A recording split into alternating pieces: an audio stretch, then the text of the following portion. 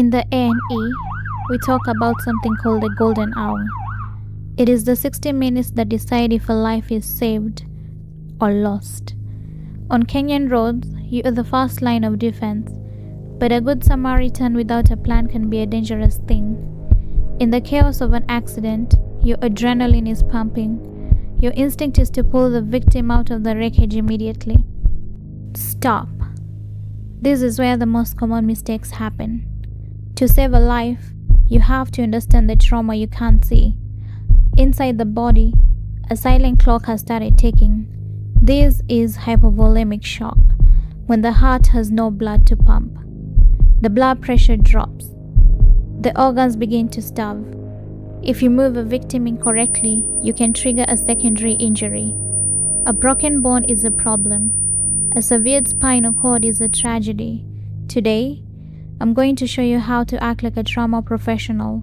Before the ambulance arrives, the life is in your hands. The human spine is a masterpiece of engineering, but it is also a fragile electrical cable.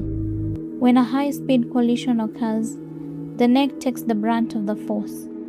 If a vertebra is fractured, the spinal cord is at risk of being pinched or severed.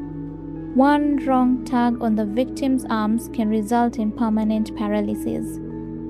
This is why we focus on C-spine stabilization. Your only job is to keep the head and neck in a straight line with the body. If they are in the car and breathing, leave them there. If you must move them because of fire or danger, use the log roll. It takes 3 people moving in perfect unison to turn a patient like a solid log. No twisting, no bending. We treat every accident victim as if they have a broken neck until a scan proves otherwise.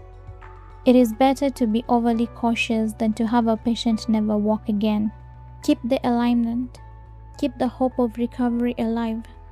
Never lift by the shoulders. Never pull by the legs. In the A&E, our first check is always the spinal stability. Now, let's talk about the silent leak. An arterial bleed can empty the human body of its life force in less than 5 minutes.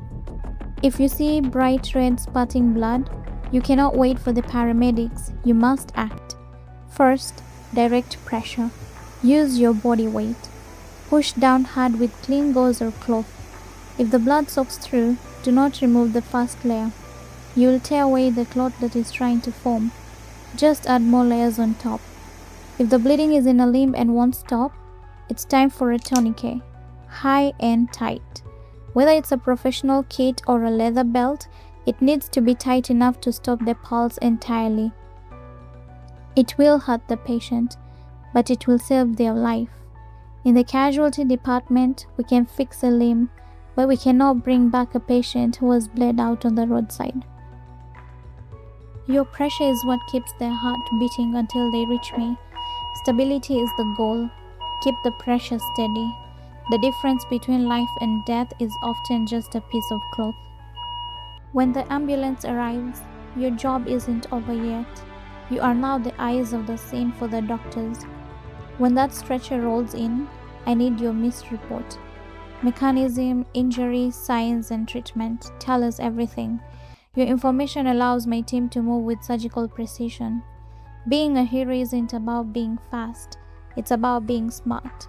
I've seen fathers go home because someone held a neck still. I've seen mothers survive because of a well-placed tourniquet. Every action you took on that road has a face and a name. You are the bridge between the accident and the hospital.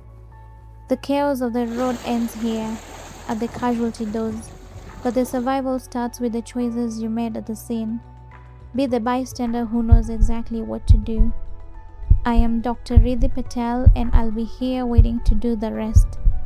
Time saves life. Thank you for watching.